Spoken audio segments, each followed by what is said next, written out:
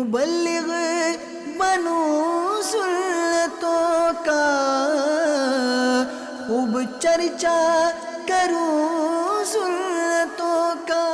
الحمد للہ رب العالمین، والصلاة والسلام على خاتم النبیین، اما بعد فاعوذ باللہ من الشیطان الرجیم، بسم اللہ الرحمن الرحیم۔ الصلاة والسلام علیک یا رسول اللہ، الصلاة والسلام علیک یا نبی اللہ، الصلاة والسلام علیک یا نبی اللہ، وعلی آلک واصحابک یا نور اللہ۔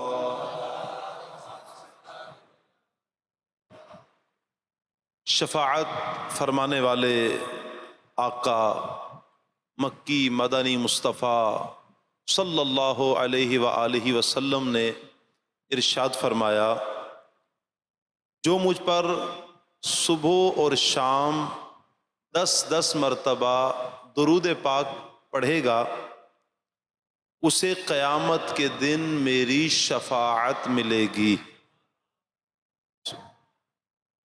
پیش حق مژدہ شفاعت کا سناتے جائیں گے، پیش حق مژدہ شفاعت کا سناتے جائیں گے، آپ روتے جائیں گے ہم کو ہنساتے جائیں گے، آپ روتے جائیں گے ہم کو ہنساتے جائیں گے، اور وسعتیں دی ہیں خدا نے دامن محبوب کو، وسعتیں دی ہیں خدا نے دامن محبوب کو، جرم کھلتے جائیں گے اور وہ چھپاتے جائیں گے۔ صلو علی الحبیب صلی اللہ تعالی علی محمد صلی اللہ علیہ وآلہ وسلم۔ اللہ پاک ارشاد فرماتا ہے، وَإِن كُنتُمْ فِي رَيْبٍ مِّمَّا نَزَّلْنَا عَلَىٰ عَبْدِنَا فَأْتُوا بِسُورَةٍ مِّن مِّثْلِهِ وَادْعُوا شُهَدَاءَكُم مِّن دُونِ اللَّهِ إِن كُنتُمْ صَادِقِينَ فَإِن لَّمْ تَفْعَلُوا وَلَن تَفْعَلُوا فَاتَّقُوا النَّارَ الَّتِي وَقُودُهَا النَّاسُ وَالْحِجَارَةُ أُعِدَّتْ لِلْكَافِرِينَ۔ صدق اللہ مولانا العظیم۔ پیارے اسلامی بھائیوں، پارہ 1 سورہ بقرہ کی آیت نمبر 23 اور 24، 23-24 آیت تلاوت کی ہے۔ سورہ بقرہ کی ابتدائی آیات جب ہم پڑھتے ہیں پتہ چلتا ہے، اللہ پاک ارشاد فرماتا ہے، ذَلِكَ الْكِتَابُ لَا رَيْبَ فِيهِ هُدًى لِّلْمُتَّقِينَ۔ فرمایا کہ وہ بلند رتبہ کتاب یعنی قرآن جس میں کسی شک کی گنجائش نہیں، بلند رتبہ ہے، شک کی گنجائش نہیں، اس میں ڈرنے والوں کے لیے ہدایت ہے۔ قرآن کریم کی 2 اہم بنیادی باتیں، بنیادی صفات۔ پہلی صفت کہ قرآن لا ریب کتاب ہے، اور دوسری صفت کہ قرآن کریم کتاب ہدایت ہے، کتاب ہدایت ہے۔ سبحان اللہ۔ اس کے بعد یعنی سورہ بقرہ کی آیت نمبر 2 سے لے کر 20 تک تفصیل کے ساتھ قرآن کریم کے کتاب ہدایت ہونے کا واضح بیان ہے۔ کون ہے کہ جو اس کتاب کو پڑھ کر ہدایت قبول کرتا ہے، اور وہ کون ہے کہ جو بدبخت ہوتا ہے، قرآن کو پس پش ڈالتا ہے، اسلام کی طرف نہیں آتا۔ پھر قرآن پاک میں انہی آیات میں اہل تقوی جن کے دلوں میں ہدایت قبول کرنے کی صلاحیت موجود ہے، ان کا بیان گزرا، مگر کافر اور منافق جن کی فطرت میں ضد ہے، ہٹ درمی ہے، عناد ہے، بغض ہے، وہ ہدایت قبول کرنے کے لیے تیار نہیں ہیں۔ اب یہاں آیت نمبر 23 سے 24 اللہ پاک کی لاریب کتاب قرآن پاک، اس کے لاریب ہونے کے بارے میں بیان کیا جا رہا ہے۔ دیکھیں الحمدللہ اللہ پاک کا بے حد احسان ہے کہ قرآن کریم لاریب کتاب ہے، لاریب جس میں کوئی شک کی گنجائش نہیں، کوئی شک شبہ نہیں ہے اس میں، ایسی واضح بالکل کھلی کتاب ہے، واضح کتاب ہے، شک کی گنجائش ہی نہیں۔ لیکن غیر مسلم اپنی ضد کی وجہ سے، اپنی ہٹ درمی کی وجہ سے اعتراضات کیا کرتے تھے۔ کافر جو تھے غیر مسلم وہ اعتراضات کیا کرتے تھے قرآن کے متعلق، جیسے کفار مکہ اور دیگر جو غیر مسلم ہیں، ان کا نظریہ کیا تھا؟ ان کا نظریہ یہ تھا کہ قرآن یہ اللہ کا کلام نہیں ہے، اللہ کا کلام نہیں ہے یہ۔ اب اگر لوگ ان سے پوچھتے کہ اگر اللہ کا کلام نہیں ہے تو پھر بتاؤ یہ کلام کس کا ہے، یہ قرآن پھر کس کا کلام ہے؟ پھر مختلف باتیں تھیں۔ کوئی کہتا کہ یہ شاعر ہے، شاعر کا کلام ہے، شعر ہے اس میں۔ کوئی کہتا کہ یہ نجومیوں اور کاہنوں کا ہے، جادوگروں کا کہتا، کوئی جادو کہتا، یہاں تک کہ کوئی یہ کہتا کہ محمد صلی اللہ علیہ وسلم نے خود لکھ لیا ہے، خود لکھا ہے، یا محمد صلی اللہ علیہ وسلم نے کسی سے لکھوا لیا ہے۔ مطلب کیا ہے؟ جتنے منہ اتنی باتیں، جتنے منہ اتنی باتیں۔ کوئی نجومیوں کا کہہ رہا ہے، کوئی شعراء کا کہہ رہا ہے، شاعروں کا کلام کہہ رہا ہے، کوئی کاہنوں کا، جادوگروں کا، ان کا کلام کہہ رہا ہے۔ اللہ اکبر۔ اللہ تعالیٰ نے ان غیر مسلموں کو جو قرآن پر اعتراض کیا کرتے تھے، ان کے تمام شکوک و شبہات کو اور فضول کی جو الزام تراشیاں تھیں، ان کو ختم کرنے کے لیے اللہ پاک نے ایک ہی جواب دیا۔ وہ جواب کیا ہے؟ میرا رب فرماتا ہے وَإِن كُنتُمْ فِي رَيْبٍ مِّمَّا نَزَّلْنَا عَلَىٰ عَبْدِنَا، اللہ فرماتا ہے اور اگر تمہیں اس کتاب کے بارے میں کوئی شک ہے، کوئی شک ہو جو ہم نے اپنے خاص بندے پر نازل کی ہے، یعنی کہ جو قرآن ہے ہم نے محمد مصطفیٰ صلی اللہ علیہ وسلم جو ہمارے خاص بندے ہیں ان پر جو قرآن نازل کیا ہے، اس کے بارے میں اگر تمہیں کوئی شک ہو تو کیا کرو؟ فَأْتُوا بِسُورَةٍ مِّن مِّثْلِهِ، ایسا کرو کہ تو تم اس جیسی ایک سورت لے کر آؤ، قرآن جیسی ایک سورت لے کر آؤ۔ قرآن جیسی کتاب نہیں کہا، 6666 آیات، دعویٰ یہ نہیں کیا اتنی آیات لے کر آؤ۔ قرآن کی 114 سورتوں کا دعویٰ نہیں کیا 114 سورتیں لے کر آؤ، نہیں، بلکہ کیا کہا؟ بس ایک سورت لے کر آؤ قرآن کی مثل۔ فَأْتُوا بِسُورَةٍ مِّن مِّثْلِهِ، قرآن کی مثل بس ایک سورت لے کر آؤ۔ یعنی اے غیر مسلموں، دیکھو تم بھی انسان ہو اور میرے محمد صلی اللہ علیہ وسلم بھی انسان ہیں، تم بھی عربی ہو اور میرے محبوب بھی عربی ہیں، تم بھی اسی ملک میں رہتے ہو جہاں میرے محبوب رہتے ہیں۔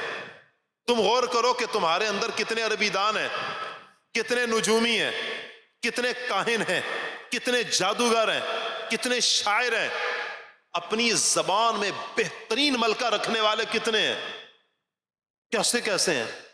اور ہمارے محبوب تو امی ہیں، امی ہیں، دنیا میں کسی سے نہیں پڑھا اللہ کے نبی صلی اللہ علیہ وسلم نے، بظاہر کوئی استاد نہیں ہے اس دنیا میں، یقیناً اس دنیا میں حضور کا کوئی استاد نہیں ہے، اللہ نے اپنے محبوب کو پڑھایا ہے، اللہ نے پڑھایا، جبریل امین لے کر آتے رہے، اللہ پڑھا رہا ہے۔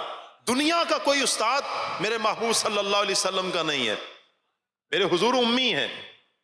اللہ اکبر۔ کہا اگر تمہارا یہ دعویٰ ہے کہ یہ کلام محمد صلی اللہ علیہ وسلم نے خود لکھ لیا ہے یا کسی سے لکھوا لیا ہے، تو تم ایسا کرو کہ تم بھی اس کلام کی طرح جیسا محمد صلی اللہ علیہ وسلم نے لکھا ہے تم بھی لکھ کر لے کر آ جاؤ۔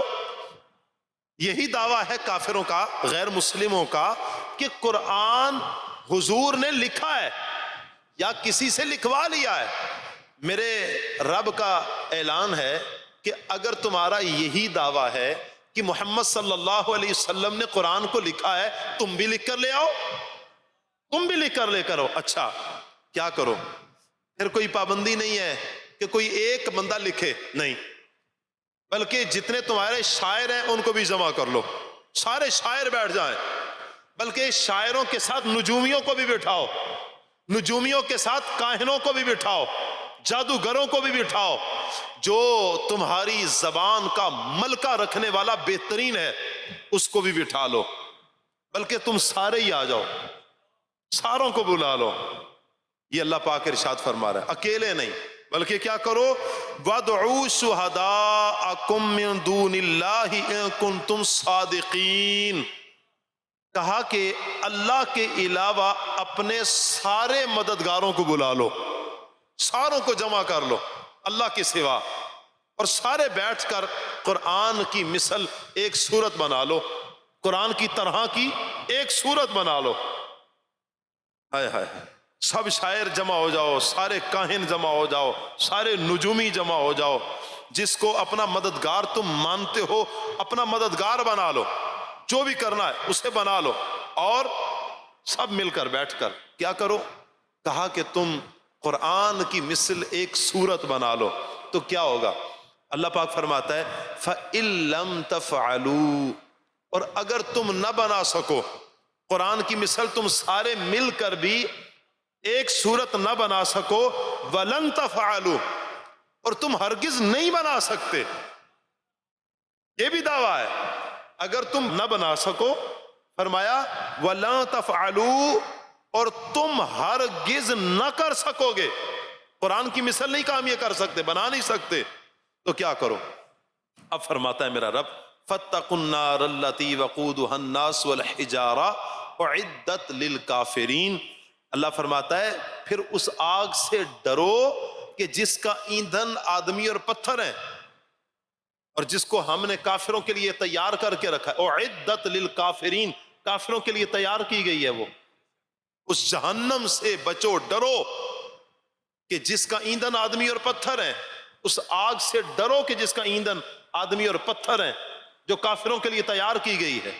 اللہ اکبر۔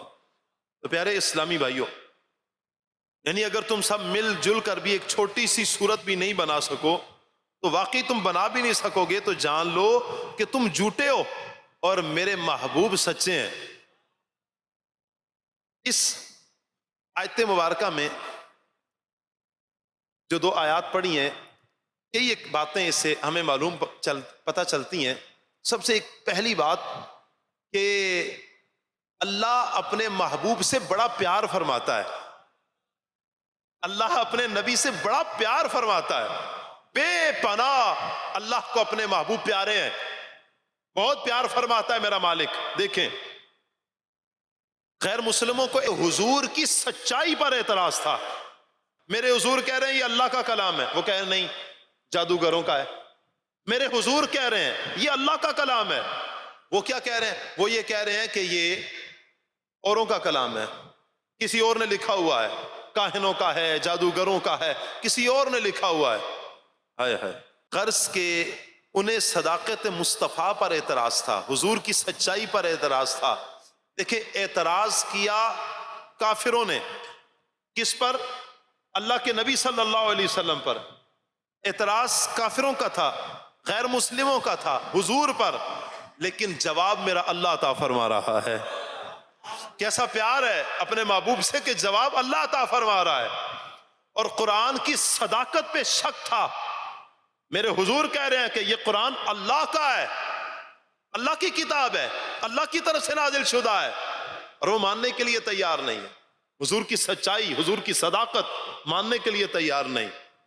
اسی قرآن سے پھر اللہ تعالیٰ نے انہیں جواب عطا فرمایا، لاؤ پھر اگر تم سچے ہو تو قرآن کی مثل ایک سورت لے کر آ جاؤ۔ نہیں لا سکتے، کہا کہ تم نہیں لا سکتے، جب نہیں لا سکتے تو مان لو کہ میرے محبوب سچے ہیں۔ تو یہ آیت مبارکہ میرے آقا صلی اللہ علیہ وسلم کی واضح نعت ہے اور واضح پیغام ہے کہ اللہ اپنے محبوب سے پیار فرماتا ہے۔ کافر اعتراض کر رہے ہیں، اللہ جواب عطا فرما رہا ہے۔ سبحان اللہ۔ پیارے اسلامی بھائیوں، مدنی چینل کے ناظرین، خلیفہ مامون الرشید کے دربار میں ایک مرتبہ یہودی آیا، بڑی اچھی بات کی، باتیں کر رہا تھا، بڑی اچھی لگ رہی تھی، بڑی زبردست باتیں کر رہا تھا۔ تو خلیفہ نے اسے کہا کہ مسلمان ہو جاؤ، اسلام قبول کر لو۔ انکار کیا اس نے، اسلام قبول نہیں کرتا۔ کہا کہ 1 سال کے بعد وہ پھر دوبارہ یہودی آیا جو سابقہ یہودی تھا، لیکن اس کی زبان پر کلمہ طیبہ جاری ہے، مسلمان ہو چکا ہے۔ خلیفہ نے کہا کہ یہ کیا ہوا، تم نے کلمہ پڑھ لیا، مسلمان ہو گئے، وجہ کیا بنی؟ اس نے کہا کہ میں جب یہاں سے نکلا تو میں نے مختلف مذاہب کے بارے میں غور و خوض کیا، ریسرچ شروع کی۔ کہا کہ میں تورات لے کر گیا اور کچھ اس میں اپنی طرف سے ملایا، انجیل لی اور اپنی طرف سے کچھ لکھ کر ملا لیا، اسی طرح قرآن کو لیا اور اپنی طرف سے کچھ ملایا۔ کہا کہ جب میں تورات لے کر گیا تو تحریف شدہ تھی، میں نے کچھ ملایا ہوا تھا، خود لکھا تھا۔ کہا کہ ان کے جب بڑوں کو میں نے دیا، انہوں نے لے لیا، مجھ سے خرید لی وہ کتاب۔ انجیل لی، وہ بھی انہوں نے لے لی۔ کہا لیکن جب میں اللہ کا قرآن لے کر گیا، جو میں نے خود اپنی طرف سے لکھا ہوا تھا، جب میں نے دیا تو اس نے بغور پڑا، جب دیکھا کہ جہاں سے میں نے اپنی طرف سے لکھا تھا بند کیا، مجھے واپس کر کے کہا ہمیں اس کی ضرورت نہیں ہے، اللہ کا فضل ہے کہ قرآن جو ہمارے پاس ہے اس میں ایک حرف بھی تبدیل نہیں ہے۔ کہا کہ یہاں پر تو میں نے ایک چھوٹے سے چھوٹے بچے کو بھی دیکھا ہے، پورے کا پورا قرآن اس کے سینے میں محفوظ ہے۔ کہا کہ یہی چیز مجھے بھا گئی اور جس نے مجھے مجبور کر دیا کہ میں کلمہ پڑھ کے نبی پاک صلی اللہ علیہ وسلم کا غلام بن جاؤں۔ میرے پر حق واضح ہو گیا کہ اس میں تحریف نہیں ہے، تبدیلی نہیں ہے۔ کہا کہ جس کا بچہ 7 سال کا بچہ بھی تحریف برداشت نہیں کر سکتا، تبدیلی برداشت نہیں کر سکتا، تو وہ واقعتاً سچا دین ہی تو ہے، جو 14 صدیوں سے چلا آ رہا ہے، سچا ہی تو ہے دین کہ جس میں ایک حرف کی بھی تبدیلی نہیں۔ وہ واقعتاً وہی وہ سچا قرآن ہے کہ جس میں تبدیلی نہیں ہے۔ اللہ اکبر۔ پیارے اسلامی بھائیوں، اسی طرح جس دور میں قرآن کریم نازل ہوا، یہ دور اہل عرب کی فصاحت بلاغت کا دور تھا اور عروج پر تھی ان کی زبان، بڑے بڑے ماہر تھے۔ عرب کے رہنے والے اپنی زبان پر بڑا ناز کیا کرتے تھے۔ ہمیں عجمی کہتے ہیں، آج بھی ہمیں عجمی کہا جاتا ہے۔ عجمی کا مطلب کیا ہوتا ہے؟ گونگا۔ ان کا دعویٰ تھا کہ یہ گونگے ہیں، انہیں بولنا ہی نہیں آتا، جو ہم بولتے ہیں یہ بول نہیں سکتے، جو ہماری فصاحت ہے، بلاغت ہے، نہیں آتی، اسی لیے وہ ہمیں عجمی کہا کرتے تھے۔ اللہ اکبر۔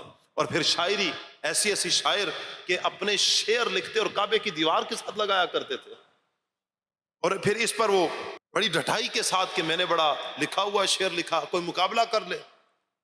اہل عرب کا بچہ بڑا کمال کا شاعر تھا اور زبان دان تھا۔ تاریخ میں ان کی زبان دانی کے ایسے ایسے واقعات موجود ہیں کہ عقل کو حیران کر دینے والے ہیں۔ یعنی خود بھی ایسے ماہر تھے زبان کے، آگے ان کے بچے جو تھے وہ بھی زبان کے ماہر تھے، بڑی مہارت رکھتے تھے۔ جیسے کہ ایک مرتبہ ایک عربی سفر پر جا رہا تھا تو اس کے ساتھ 2 دوست تھے، قیمتی سامان تھا اس کے پاس۔ اس نے کیا کیا کہ آگے جب چلے نا سفر ہوا، دونوں دوستوں کی نیت خراب ہو گئی کہ ہم اس کو مار لیتے ہیں، قیمتی سامان لے لیتے ہیں۔ جب وہ مارنے لگے نا اسے، اس نے کہا کہ میری ایک خواہش ہے، میرا ایک شعر ہے، تم میرے گھر والوں کو سنا دینا۔ کہا کہ شعر ہے، سنا دو۔ اس نے پڑھ کر سنایا، کہا ٹھیک ہے ہم سنا دیں گے، مار دیا اس کو۔ جب وہ اس کے گھر پہنچے اور کچھ سامان دینا تھا، قیمتی تو اپنے پاس رکھ لیا، بقیہ جو سامان تھا وہ دینا تھا۔ وہ جب دیا تو کہا، ساتھ وہ شعر سنا دیا جب شعر سنایا تو اندر بیٹھی بچی بولی کہ انہیں پکڑ لو، یہ میرے باپ کے قاتل ہیں۔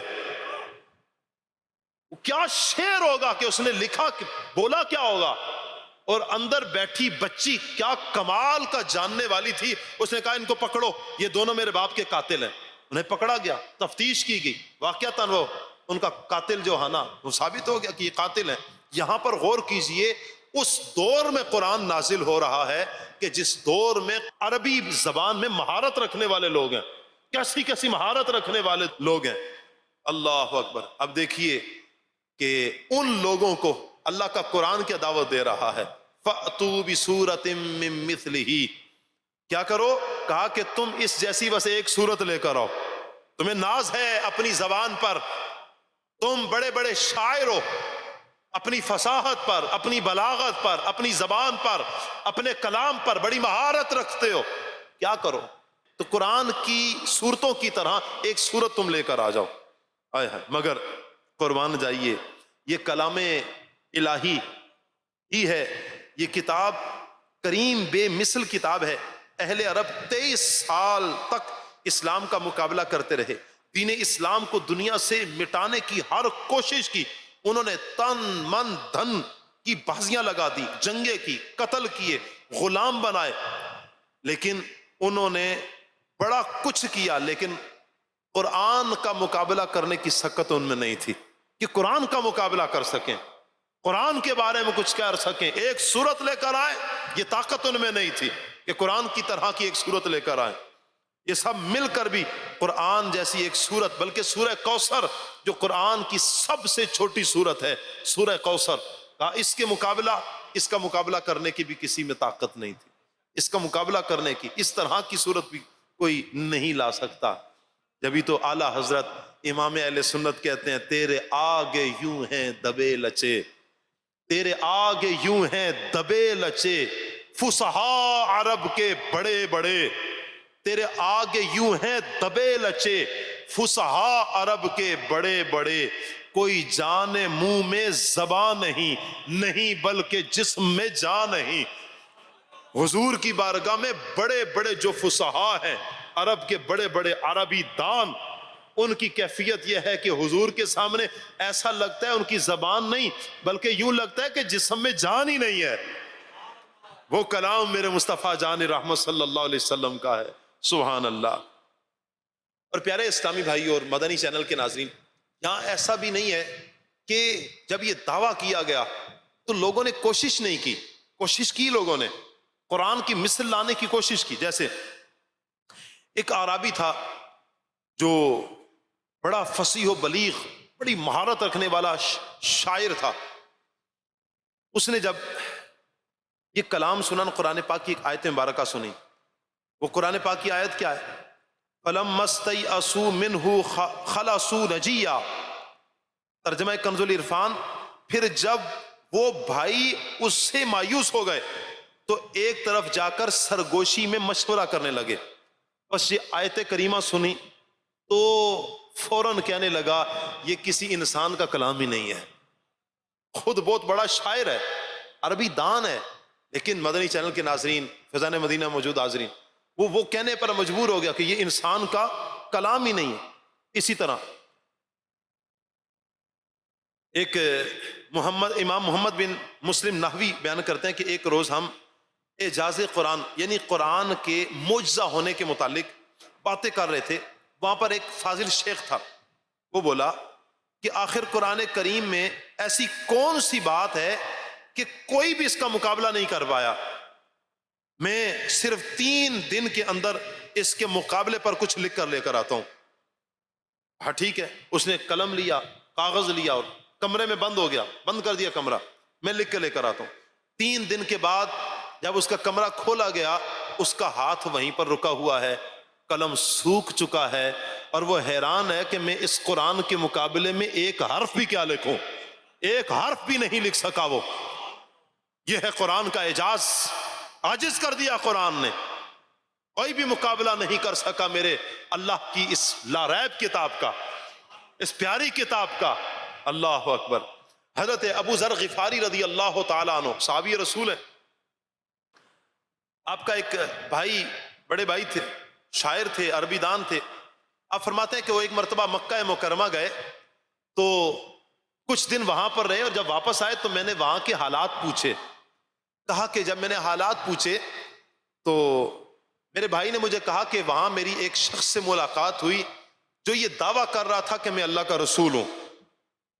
کہا لوگ اس کے بارے میں کیا کہہ رہے تھے؟ کہا لوگ اسے شاعر کہہ رہے تھے، جادوگر معاذ اللہ کہہ رہے تھے، اس طرح کی باتیں کر رہے تھے. اس نے کہا لیکن وہ جو پڑھ رہا تھا نا اللہ کا قرآن، وہ کہہ رہا تھا یہ میرے رب کی آیتیں ہیں، میرے رب کا کلام ہے، یہ میرے رب کا فرمان ہے. کہا خدا کی قسم اے ابو ذر غفاری، خدا کی قسم وہ کسی انسان کا کلام لگ ہی نہیں رہا تھا. کچھ دن گزرے کہ حضرت ابو ذر غفاری رضی اللہ تعالی عنہ اتنے متاثر ہوئے، مکہ مکرمہ میں حاضر ہوتے ہیں، نبی پاک صلی اللہ علیہ وسلم کی بارگاہ میں حاضر ہوئے، کلمہ پڑھا اور اسلام قبول کر لیا. ہائے ہائے، سبحان اللہ سبحان اللہ. پیارے اسلامی بھائیوں، یہ ہے اللہ پاک کا قرآن. سبحان اللہ. ذہن میں رکھیے کہ ہم قرآن پاک کا اعجاز سن رہے ہیں، قرآن پاک کا لا ریب ہونا سن رہے ہیں. جب سن رہے ہیں تو سوال اٹھ رہا ہوگا کہ آخر قرآن کریم میں ایسی کیا خاص بات ہے کہ قرآن جیسا کوئی کلام لکھ نہیں سکتا، قرآن جیسا کوئی کلام لا نہیں سکتا، کیا خاص بات ہے؟ تو اس پر پیارے اسلامی بھائی علماء نے کئی ایک باتیں لکھی ہیں، کئی ایک کلام لکھے، پوری کتابیں لکھی ہیں. ان میں سے قرآن کریم کی وہ خوبیاں تفصیل سے لکھی ہوئی ہیں جو کسی بھی اور کلام میں نہیں پائی جاتی. چند ایک میں عرض کرتا ہوں. جیسے قرآن کریم بہت ہی وسیع کلام ہے، اس کے ایک ایک لفظ میں اتنی گہرائی ہے، ایک ایک حرف میں، ایک ایک لفظ میں، کہ کسی انسان کے بس کی بات ہی نہیں کہ اس کے گہرے معنی کو سمجھ سکے. ایک ایک حرف میں اللہ تعالیٰ نے اتنا کچھ رکھا ہوا ہے. یہاں تک کہ علماء نے لکھا ہے کہ قرآن کریم کی ہر آیت میں 60,000 علوم پوشیدہ ہیں. کوئی جاننے والا ہو، کوئی نظر والا ہو، بصیرت والا ہو، علم والا ہو، فن والا ہو، طاقت رکھتا ہو قرآن کے معانی کو سمجھنے کی، قرآن کے مطالب کو سمجھنے کی، قرآن کے مفاہیم کو سمجھنے کی، قرآن کی آیات کو سمجھنے کی، وہ سمجھے. اللہ تعالیٰ نے اس میں کتنا کچھ رکھا. ہر خشک و تر کا بیان اللہ نے قرآن میں رکھا ہے. کئی علماء نے لکھا ہے کہ ایک ایک آیت میں 60,000 علوم ہے. اللہ اکبر. اتنی گہرائی والا کلام والا کون ہے کہ جو ایک جملے اور ایک آیت میں اتنے سارے علوم بیان کر دے؟ یہ کسی انسان میں یہ سقط نہیں ہے. ایک جملے ایک آیت میں 60,000 علوم پوشیدہ کر دے. یہ کر سکتا ہے تو خالق کائنات فرما سکتا ہے. یہ اللہ کی ذات ہے، یہ میرے اللہ کی شان ہے، وہ وہی کر سکتا ہے. کوئی انسان، کوئی بندہ یہ کام نہیں کر سکتا. دیکھیں اللہ پاک نے اس میں کتنا کچھ رکھا ہوا ہے. حضرت عبداللہ ابن عباس رضی اللہ تعالی عنہ جو سلطان المفسرین ہیں، آپ بہت بڑے عالم، آپ فرمایا کرتے تھے کہ اگر میرے اونٹ کی رسی گم ہو جائے نا تو میں اللہ کا قرآن پڑھ کر اونٹ کی رسی تلاش کر لیتا ہوں. سوچئے کہ اللہ تعالیٰ نے کتنا علم عطا فرمایا ہے کہ حضرت عبداللہ ابن عباس رضی اللہ تعالیٰ عنہ کو جو مفسر قرآن ہے، کیسا علم ہوگا اللہ تعالیٰ نے ان کو عطا کیا ہے. آپ فرماتے ہیں کہ ایک مرتبہ عشاء کی نماز ہوئی. عشاء کی نماز کے بعد مسلمانوں کے چوتھے خلیفہ حضرت علی المرتضیٰ شیر خدا کرم اللہ تعالی وجہ الکریم، آپ کہتے ہیں کہ میں ان کی خدمت میں حاضر تھا. لوگ اپنے گھروں کو چلے گئے. کہا کہ میں جانے لگا تو مولا علی رضی اللہ تعالیٰ عنہ نے میرا ہاتھ پکڑ لیا اور سورہ فاتحہ کی پہلی آیت کے پہلے جملے الحمدللہ کے پہلے لفظ الف پر حضرت علی رضی اللہ تعالی عنہ نے کلام کرنا شروع کیا. سورہ فاتحہ قرآن کی پہلی سورت، سورہ فاتحہ کی پہلی آیت کے پہلے لفظ کے پہلا حرف الحمدللہ کا پہلا حرف جو الف، اس پر کلام کیا. گھنٹوں حضرت علی کلام کرتے رہے اس کی تفسیر میں، لام کی تفسیر بیان کرنا شروع کی، گھنٹوں اس پر گزر گئے. اسی طرح میم پر آپ نے کلام شروع کیا، گھنٹوں گزر گئے.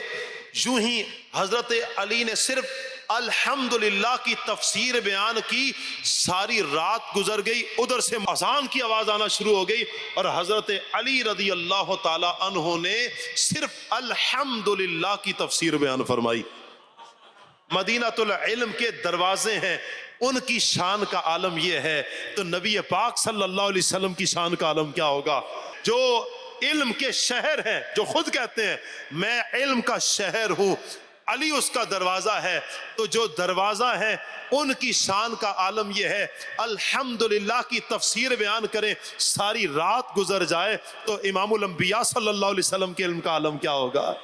اللہ نے حضور کو کتنا علم عطا کیا ہے، اللہ نے حضور کو کتنی شانیں عطا کی، حضور کو کتنی رفعتیں اللہ پاک نے عطا فرمائی. اور قرآن کا فہم، قرآن کا ادراک، قرآن کی سمجھ، یہ حضور کو کتنا زیادہ، سب سے زیادہ اگر کوئی سمجھنے والا ہے تو نبی پاک صلی اللہ علیہ وسلم کی ذات ہے. اللہ اکبر.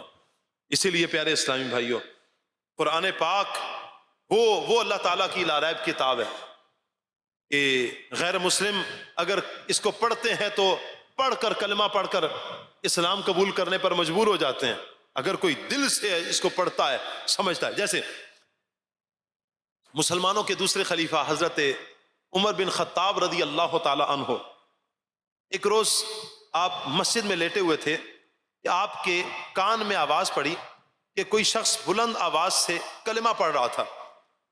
آپ نے اس کلمہ پڑھنے کا سبب پوچھا تو وہ بولا میں رومی ہوں، ابھی میں نے قرآن پاک کی ایک آیت کریمہ سنی، کوئی پڑھ رہا تھا وَمَن يُطِعِ اللَّهَ وَرَسُولَهُ وَيَخْشَ اللَّهَ وَيَتَّقْهِ فَأُولَئِكَ هُمُ الْفَائِزُونَ. کہا کہ کوئی یہ پڑھ رہا تھا کہ اور جو اللہ اور اس کے رسول کی اطاعت کرے اور اللہ سے ڈرے، اس کی نافرمانی سے ڈرے، یہی لوگ کامیاب ہیں. کہا کہ کوئی یہ آیت کریمہ پڑھ رہا تھا، کہا کہ میں نے اس آیت پر غور کیا تو دنیا اور آخرت کے وہ سارے احوال جو حضرت عیسیٰ علیہ السلام پر نازل ہوئے ہیں وہ سارے اس ایک آیت کریمہ میں جمع ہے. وہ سارے احوال دنیا اور آخرت کے جو کچھ حضرت عیسیٰ علیہ السلام پر نازل ہوئے ہیں، کہا بس وہ اس ایک آیت کریمہ میں جمع ہیں، اس لیے میں کلمہ پڑھ کے مسلمان ہو گیا. سبحان اللہ، سبحان اللہ. پیارے اسلامی بھائیوں، غور کیجئے کہ قرآن کی تاثیر کا عالم کیا ہے، اللہ تعالیٰ نے کیسی اس میں تاثیر رکھی ہے اس قرآن پاک میں. اب ہم یہ دیکھیں کہ ہم قرآن پاک کا لا ریب ہونا بیان کر رہے ہیں، قرآن کا دوسروں کو عاجز کر دینا بیان کیا جا رہا ہے، قرآن کی شان، قرآن کی عظمت کو بیان کیا جا رہا ہے، تو پھر قرآن کے بھی تو کچھ حقوق ہیں نا ہم پر. ایک مسلمان ہونے کے ناطے ہم پر لازم ہے کہ ہم قرآن کے حقوق کو سمجھیں کہ قرآن کے حقوق ایز اے مسلم ہم پر کیا عائد ہوتے ہیں. کیا لازم ہے ہم پر کہ ہم قرآن کے حقوق کی بجا آوری کریں؟ کیا قرآن پاک طاق میں بند کر کے رکھنے کے لیے آیا ہے؟ کیا قرآن کے نزول کا مقصد یہ ہے کہ کوئی دنیا سے جا رہا ہے اس کے پاس جا کر پڑھا جائے؟ اسے برکت ضرور ملے گی، لیکن قرآن کے نزول کا مقصد یہ نہیں ہے. قرآن کے نزول کا مقصد ہماری رہنمائی ہے، قرآن کے نزول کا مقصد ہمارا صراط مستقیم پر چلنا ہے. قرآن کے نزول کا مقصد تو یہ ہے کہ ہم سیدھی راہ کا تعین کریں. قرآن کے نزول کا مقصد تو یہ ہے کہ ہم گناہوں سے بچ جائیں. قرآن کے نزول کا مقصد تو یہ ہے کہ ہم جنت کے راہی ہو جائیں. قرآن کے نزول کا مقصد تو یہ ہے کہ ہم اللہ کے فرما بردار بن جائیں، رسول اللہ صلی اللہ علیہ وسلم کے فرما بردار بن جائیں، اسلام کے جو احکامات ہیں ان پر عمل پیرا ہونے والے بن جائیں. لیکن پیارے اسلامی بھائیوں، مدنی چینل کے ناظرین، ہم غور کریں کہ قرآن کے ساتھ کیا ہم قرآن کے حقوق ادا کر رہے ہیں؟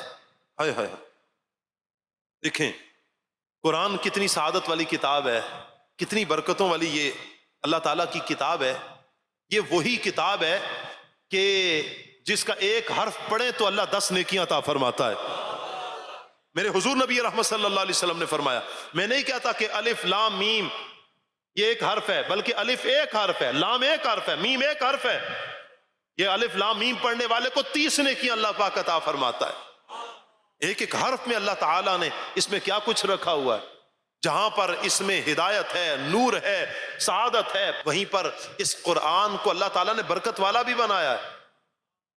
سکون، سکینہ نازل ہونے کا سبب ہے کہ جب قرآن پڑھتا ہے بندے پر سکینہ نازل ہوتا ہے. اللہ کے قرآن کو کھولا جائے تو دیکھنے کا بھی اللہ پاک ثواب عطا فرماتا ہے، چھونے پر اللہ تعالیٰ برکتیں عطا فرماتا ہے. جہاں پر اللہ کا قرآن کھلتا ہے رحمتوں کی چھما چھم برسات ہوتی ہے. جہاں اللہ کا قرآن کھولا جاتا ہے، جہاں اللہ کا قرآن پڑھا جاتا ہے، برکتوں سے بندہ مالا مال ہوتا ہے. یہ وہی قرآن ہے، وہی کتاب ہے اللہ کی کہ پڑھنے والے کو ثواب عطا کرتی ہے. یہاں تک کہ ساتھ نہیں چھوڑتی. بندہ قبر میں اتر جائے تو وحشت میں، دہشت میں، پریشانی میں قرآن سہارا بنے گا. پڑھے تو صحیح اللہ کا قرآن، لگائے تو صحیح نہ اسے اپنے سینے کے ساتھ، کھولے تو صحیح نہ میرے اللہ کا قرآن. کہتا کیا ہے میرے رب کا قرآن؟ یہ وہ ہے کہ جو قرآن قبر میں جا کر سہارا بنے گا. جو عذاب کے فرشتے آئیں گے، عذاب آئے گا، قرآن بھی ایک جگہ پر آ کر سہارا دے گا. جی ہاں، یہ حشر کا ساتھی ہے. یہاں تک کہ اللہ کے ساتھ تنازع کرے گا، جھگڑا کرے گا. قرآن اپنے پڑھنے والے کو بخشوا کے چھوڑے گا. صرف بخشوا کے نہیں بلکہ جنت کی منازل طے کروائے گا. اللہ سے کہے گا مالک میں اس سے راضی ہوں، تو بھی اس سے راضی ہو، اسے کرامت کا حلہ پہنا دے، کرامت کا تاج پہنا دے، برکت عطا فرما دے، راضی ہو جا. اللہ راضی ہوگا اس پڑھنے والے سے. یہاں تک کہ قاری قرآن سے کہا جائے گا کہ تو قرآن پڑھتا جا اور جنت کی منزلیں طے کرتا جا. جہاں تیری آخری آیت ہوگی وہیں پر تیرا جنت کا مقام ہوگا. یہ اللہ کا قرآن ہے، یہ میرے رب کی پاکیزہ کتاب، یہ لاریب کتاب ہے جسے ہم بلائے بیٹھے ہیں، جسے ہم چھوڑے بیٹھے ہیں، جسے ہم نے تاک میں رکھا ہوا ہے. آج ہم گھر میں جا کر اگر قرآن کھولیں اور قرآن کے غلاف پر اگر مٹی ہے، اس کا مطلب یہ ہے کہ ہم نے 1 سال سے قرآن کو نہیں کھولا. یہ قرآن کے اوپر پڑی گرد ہمیں کہتی ہے کھولو اللہ کا قرآن. ہم کیوں اللہ کا قرآن نہیں کھولتے؟ کیوں نہیں ہم پڑھتے؟ کتنی برکتیں ہی برکتیں اللہ پاک نے اس قرآن میں رکھی ہیں. آج ہم پریشانیوں کا رونا روتے ہیں. یقین کریں ہماری پریشانیاں ختم ہو جائیں، ہم قرآن کو سینے سے لگا لیں، ہم قرآن پڑھنے والے ہوں، قرآن کھولنے والے ہوں. یہ سعادتوں والی کتاب ہے، برکتوں والی کتاب ہے، نجات والی کتاب ہے. اللہ اکبر. اتنا کچھ ہے اس قرآن پاک میں، اتنا کچھ ہے اس قرآن پاک میں. ہم اس کو چھوڑ کر نہ جانے کس ڈگر پر، کن راہوں پر چلے گئے. ہمیں بہت کچھ آتا ہے، بہت کچھ آتا ہے. ہم غور کریں کیا ہمیں صحیح معنوں میں اللہ کا قرآن آتا ہے؟ اللہ کا قرآن صحیح معنوں میں ہمیں آتا ہے؟ ہم بڑے ماہر ہوں گے، بہت سے احباب ہوں گے کہ جو بڑی بڑی مہارت رکھتے ہوں گے، کئی علوم میں مہارت رکھتے ہوں گے. دنیاوی کتنے علوم ہیں، ماہر بیٹھے ہوں گے. الجبرا ہو تو چٹکیوں میں حل کرنے والے بھی شاید ہوں گے، چٹکیوں میں حل کرتے ہوں گے. کئی ایک علوم میں، کمپیوٹر میں، فزکس میں، کیمسٹری میں، بیالوجی کے ماہر بیٹھے ہوں گے. لیکن ہم غور کریں ہم اتنے ماہر ہیں، اللہ کے قرآن کے کتنے ماہر ہیں؟ ہمیں قرآن کتنا آتا ہے؟ کیا اپنی کیفیت یہ ہے کہ ہمیں دیکھ کر اللہ کا قرآن صحیح پڑھنے آتا ہے؟ کتنے افسوس کی بات ہے کہ ہمیں دیکھ کر بھی اگر صحیح معنوں میں اللہ کا قرآن پڑھنے نہیں آتا. دکھ کی بات ہے. وہ برکتوں والی کتاب کے جو اللہ کی بارگاہ میں ہمیں بخشوانے کے لیے وہ تنازع کرتی رہے، تنازع بار بار، نہیں اللہ بخش دے بخش دے بخش دے، بخشوا کے چھوڑے. اس قرآن کو ہم نے چھوڑ دیا، اس قرآن کو ہم نے چھوڑ دیا. اس لیے پیارے پیارے اسلامی بھائیوں، مدنی چینل کے ناظرین، اس قرآن پاک کو ہم نے سینے کے ساتھ لگانا ہے. اللہ اللہ اللہ اللہ اللہ. دیکھیں قرآن پاک پڑھنے سے رحمت اترتی ہے، فرشتے پروں سے سایہ کرتے ہیں، سکینہ نازل ہوتا ہے. جو صبح کو قرآن پاک ختم کرے تو شام تک، اور جو شام کو ختم کرے تو صبح تک فرشتے اس کے لیے مغفرت کی دعائیں کرتے رہتے ہیں. اللہ اللہ اکبر. روز قیامت قرآن اپنے پڑھنے والوں کی شفاعت کرے گا. اللہ اکبر. کیا کچھ نہیں قرآن ہمیں عطا کرے گا.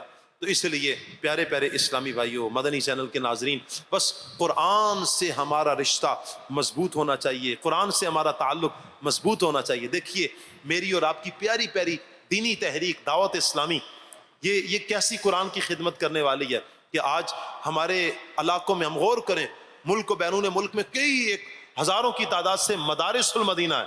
یہ قرآن کی خدمت دعوت اسلامی کر رہی ہے. کئی بچوں کو الحمدللہ حافظ قرآن بنا دیا. یہ میری اور آپ کی پیاری تحریک دعوت اسلامی کر رہی ہے. جی ہاں، کئی بچوں کو ناظرہ قرآن پاک پڑھا دیا. یہ کون کر رہا ہے؟ یہ دعوت اسلامی کر رہی ہے. حافظ بنا رہی ہے، عالم بنا رہی ہے، مفتی بنا رہی ہے. دعوت اسلامی یہ قرآن کی خدمت کر رہی ہے، مدارس بنا رہی ہے، مساجد کو آباد کر رہی ہے، قرآن سے لو لگانے کا کہہ رہی ہے، قرآن سے تعلق، قرآن سے رشتہ مضبوط کرنے کا دعوت اسلامی کہہ رہی ہے. آپ گھر میں ہیں، نہیں جا سکتے، مدرسۃ المدینہ میں داخلہ نہیں لے سکتے، آپ اپنے علاقے کی مسجد میں جائیں. میری اور آپ کی پیاری تحریک دعوت اسلامی آپ کی مسجدوں میں مدرسۃ المدینہ بالغان لگا کر قرآن کی خدمت کر رہی ہے. آپ گھر بیٹھے آن لائن قرآن پاک کی خدمت حاصل کر سکتے ہیں. جو دعوت اسلامی قرآن کی خدمت کر رہی ہے آپ حاصل کریں. آپ گھر بیٹھے اللہ کا قرآن صحیح معنوں میں پڑھ سکتے ہیں. دعوت اسلامی بہت کچھ کر رہی ہے. پیارے پیارے اسلامی بھائیوں، کیا میں اور آپ دعوت اسلامی کا ساتھ دے رہے ہیں؟ آپ آئیے نا مدرسۃ المدینہ میں اپنے بچوں کو داخل کروائیں. جی ہاں، خود آپ پڑھنا چاہیں تو مدرسۃ المدینہ بالغان میں آئیں. عشاء کی نماز کے بعد آپ اپنے علاقوں سے ذمہ داران سے پوچھے جائیں، مسجدوں میں جائیں، دیکھیے گا انشاءاللہ آپ کو مدرسۃ المدینہ لگا ہوا ملے گا. جو بالغ حضرات، بڑے حضرات ہیں، وہ قرآن پاک پڑھتے ہوئے آپ کو نظر آئیں گے. تو اس لیے ہم دیکھیں، الحمدللہ اللہ کا احسان ہے کہ دعوت اسلامی قرآن کی جہاں پر تعلیم دے رہی ہے، جہاں خدمت کر رہی ہے قرآن کی، وہیں پر قرآن کی تعلیم بھی دے رہی ہے. اس لیے پیارے اسلامی بھائیو، کہا نا پیوستہ رہ شجر سے امید بہار رکھ. دعوت اسلامی کے پیارے پیارے دینی ماحول، مشکبار ماحول سے جڑے رہیں. ہر جمعرات کو ہفتہ وار سنت و بر اجتماع میں پابندی کے ساتھ شرکت ہو.